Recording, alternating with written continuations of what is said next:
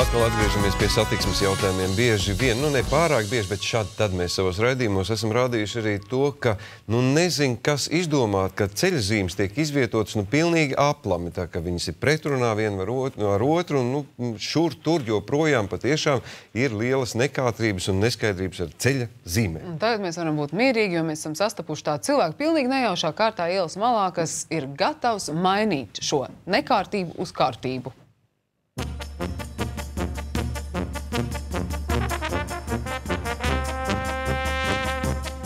Labdien! Kur jūs to zīmi nesīsiet? Kaut kur uz priekšu. Viņa jau krīzes ir nost. Bet mēs redzējām, kā jūs izrāvāt ārā. Nevis viņa izrāva, bet viņa jau bija nolūzas. Bet kur jūs tagad viņu nesīsiet? Kaut kur uz priekšu, bet iespraudīšu, kur viņš stāvēs normālā vietā. Jūs gadījumā viņu nenesat kaut kur nodot? Kā tad?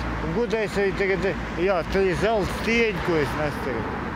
Labi, parādiet, kur jūs viņu liksiet. Tāpēc man bija, labi, es vairs parādīju, bet man ir jāiet. Ejam. Cik tad tu iesi kilometrus?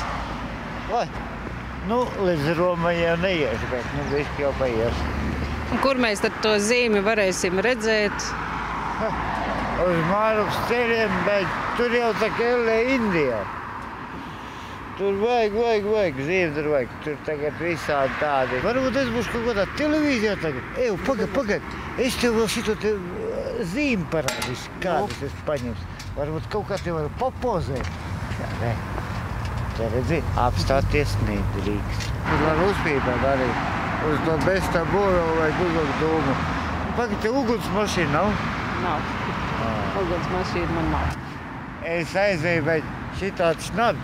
Es nepērku veikalā. Es viņos bajam par ruli.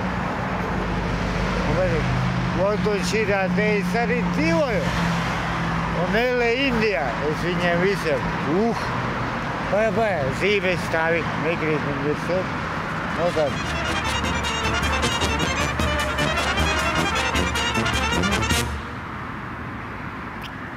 Mārupas iedzīvotāji, gaidiet, zīme ceļo pie jums. Nevarēsiet. Jā, varēsiet kaut kur nedrīksties apstāties.